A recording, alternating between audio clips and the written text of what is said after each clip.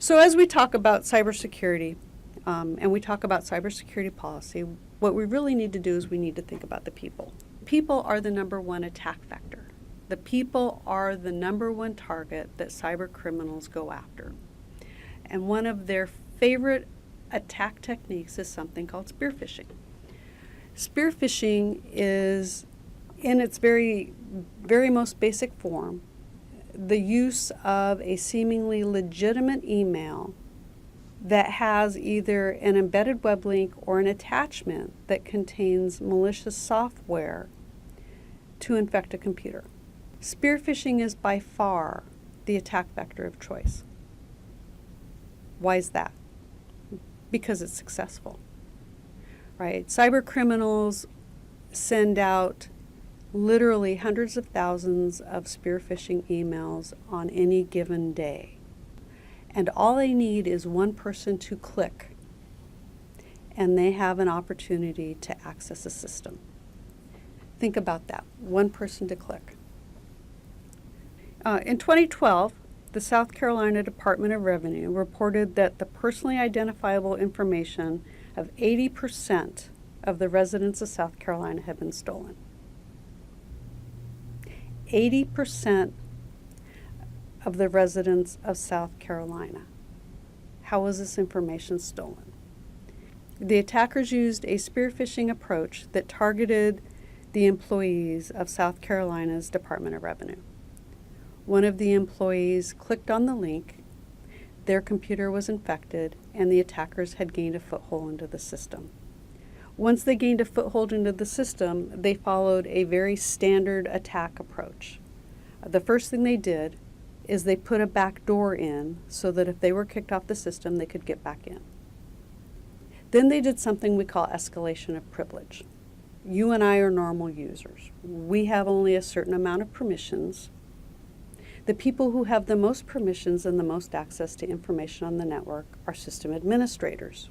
So the attackers escalated their privileges from a normal user to a system administrator so that they could move freely throughout the network.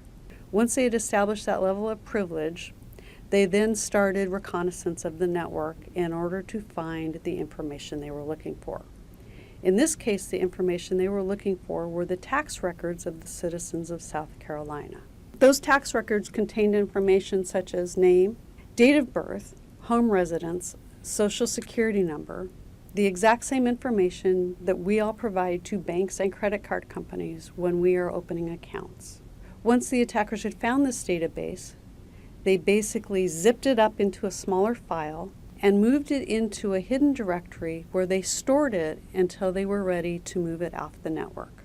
They then moved the information off the network, compromising the personally identifiable information of 80% of South Carolina's residents. In 2016, the Office of Personnel Management reported that the PII of over 21 million U.S. citizens had been stolen. How was this accomplished? The attackers used a spear phishing attack targeting a company that was doing business with the Office of Personnel Management. They compromised an account of an employee in the company. They escalated their privileges, and then they exploited the trust relationship between that company and the Office of Personnel Management to move laterally from a private business into the OPM networks.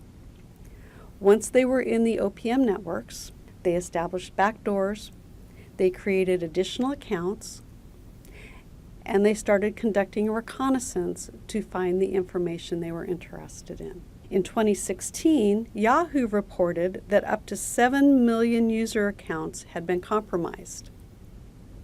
How were those accounts compromised? The attackers used a spear phishing attack, compromising the account of one of Yahoo's employees, and then using that compromised account as a vector into the network where they escalated their privileges, created backdoors, conducted reconnaissance, found the information they wanted, and then exfilled that information back to their networks.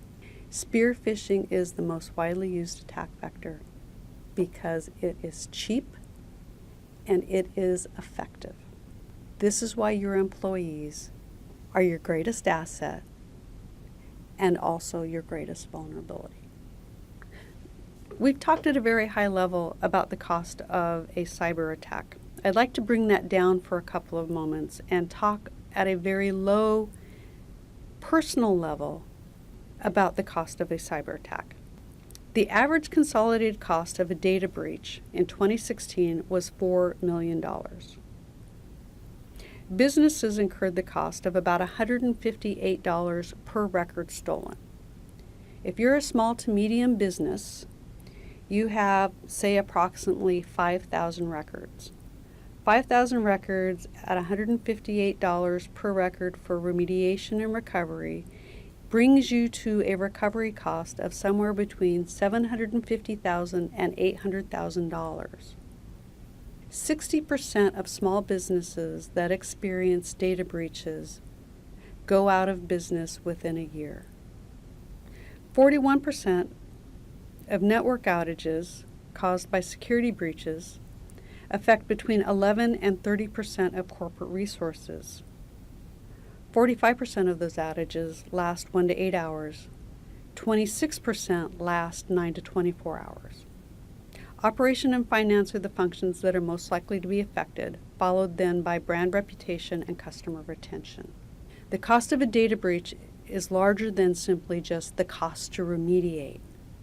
Data theft by outsiders accounts for approximately 98% of all cyber attacks, accounting for 99% of all record thefts. In 2013, there were nearly 1.8 billion cyber attacks worldwide. Verizon assesses that most data thieves are professional criminals deliberately trying to steal information they can turn into cash. Chief Information Security Officers and IT managers identify safeguarding networks against spear phishing and social engineered attacks from data thieves as one of their main concerns. This problem extends across commercial and government organizations.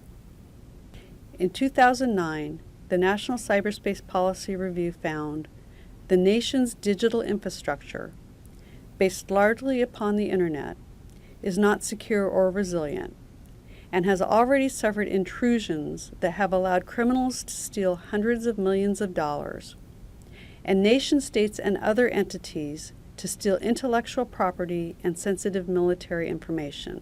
The continued exploitation of information networks and the compromise of sensitive data leaves the United States vulnerable to the loss of economic competitiveness and the loss of our military's technological advantages.